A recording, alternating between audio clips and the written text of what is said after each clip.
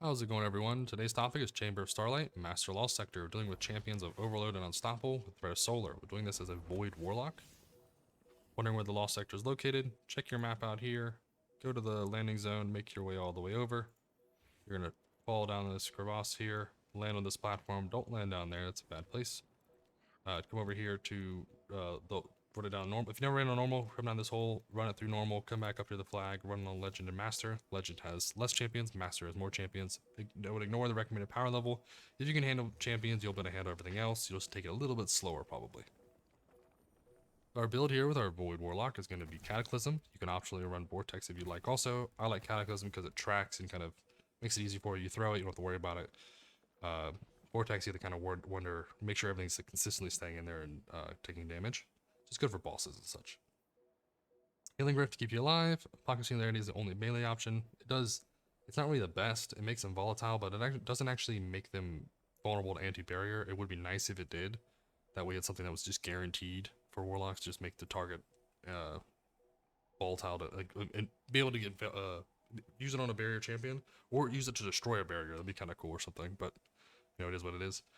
Vortex Grenade will pair up with our Feed the Void and Chaos Accelerant to allow us to charge our grenades, and then give us Devour with our grenade kills.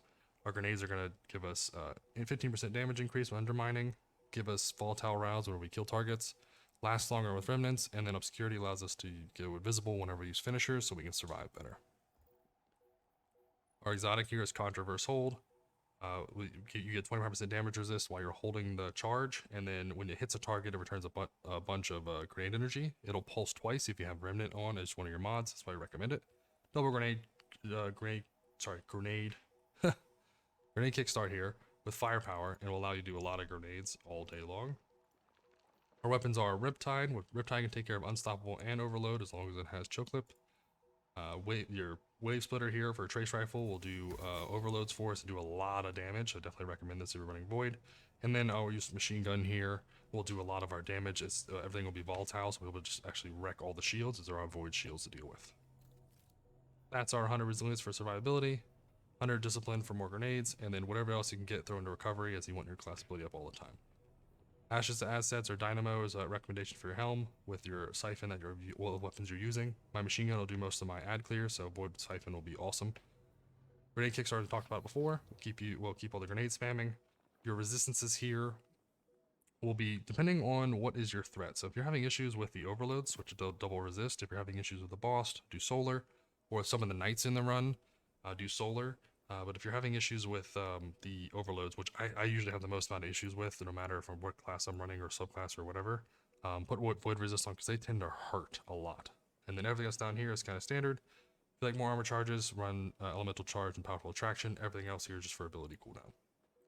Artifact needs to make sure that it's focused on your Void side. So what we're going to do is just take this, adjust it to Void for us. Go down here. If you need any of the... Sorry, I think this thing is in the wrong spot or something. Come on, there we go. Apologize for that. So if you need it on glaive, make sure you have that. If you have any of these weapons you need for the run, make sure you switch those on. For this run, we'll be using Deeper Origins instead of squad goals, but if you're with a team, switch out these two with squad goals for Void. So let's go and knock this out. Should be a nice clean run for us. As always, I appreciate all the support. You guys have been amazing. Like and subscribe, comment below if you want to see any other different builds. And I'll keep making these guides, so I appreciate all the support.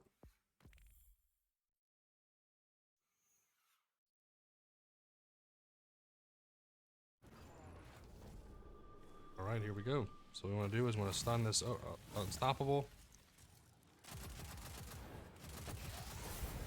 We can move on from them. We don't need to deal with them right now. Let's get all these grenades taken care of. Perfect.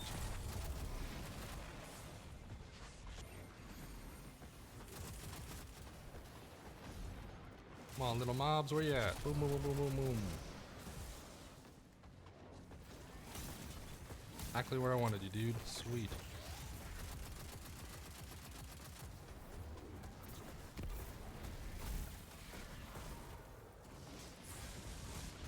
Freeze this guy real quick. Okay, don't want to have to deal with him. Finisher. Plenty of stealth time. Now he's got to deal with small mobs here. Reloading as we need to. All I want to do now is just stun everything as we can.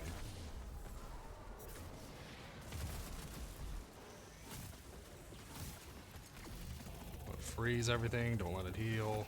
Everything's sitting in the grenade there. Finish off the Taken guy and the Overload. Taken Knights are the absolute worst. They're harder than the boss. Okay, move on here. You have different options here. You can go left, you can go right. I would like to say it's usually easier just to come over here and just kill these mobs. Piss off the what's it called? The Unstoppable here if you can. If you don't know where to stand, stand in your healing circle. She's taking her, annoying. They don't like to stand still, which is frustrating.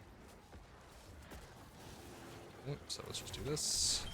Take out all these red bars. Stun this guy. Want to make sure I break this, and then use my super right away.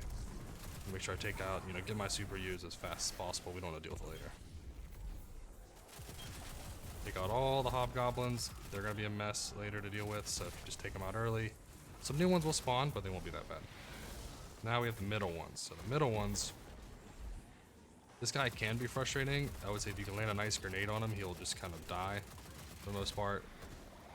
But he can be a bit of a pain. The next one you want to deal with is the Overload here. So get a grenade off on him.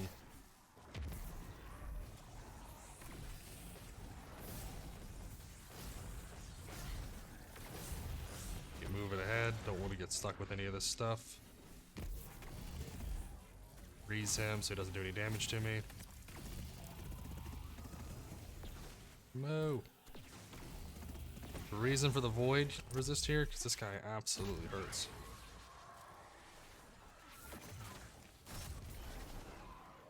Okay, now we're taking off to the left side.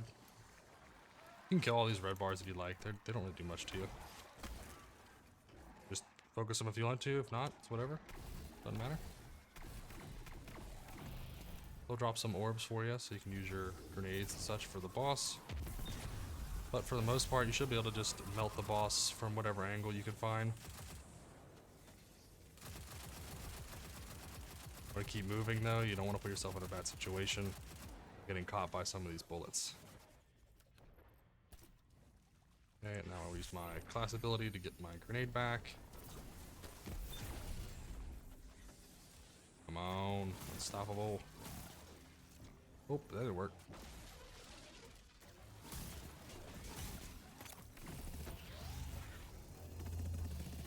Big damage here, and I'm gonna run because I don't want to have to deal with any other damage here. One shot, two shot. Should we execute? You guys see the Overload at the top right up there? He's looking at you. So we're a little low on ammo. So we have a lot of special ammo around. So what we're gonna do is try to use that up the best we can, because we want to get our heavy, use our heavy for later. So, a little bit heavy on the ground here. Bait any mobs we need to into our grenades. There's really no rush to kill this Unstoppable. Ooh, there we go. More heavy. To get him nuked down. The reason we're using grenade first rather than second is the timing of it, along with allows us to weaken the target so we do more damage.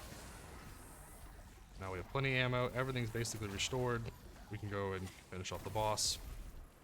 You do have a decision here you can make where you can choose to ult the boss in the middle, right, and just make it easy for you, or you could optionally ult the Overload at the top. Right, whatever's gonna be the most annoying to deal with, I would say do that. But as long as you're in healing breath, these red bars won't do anything to you. So just find the boss, nuke her down with volatile rounds, and you're good. Now what I will say is this is gonna be the difficult part. Would be finding the Overload. 2 overloads. Hello, not fun. We want to make sure we just keep these guys from healing. Right, don't let them heal. As long as they're not healing, you can kill them with everything else, and then you're done. That can be the most difficult. If you go up there in front, I would make sure you use your Riptide instead. But there we go. Quick finish there. Should be an easy, under 6 minutes, so it wasn't that bad. Wasn't the fastest. You can probably do better. But like and subscribe. Let me know if you want to see a different exotic weapon or exotic armor piece or subclass or whatever. I appreciate all the feedback. Lets me know how I'm doing. But as always, I hope you have a fantastic day.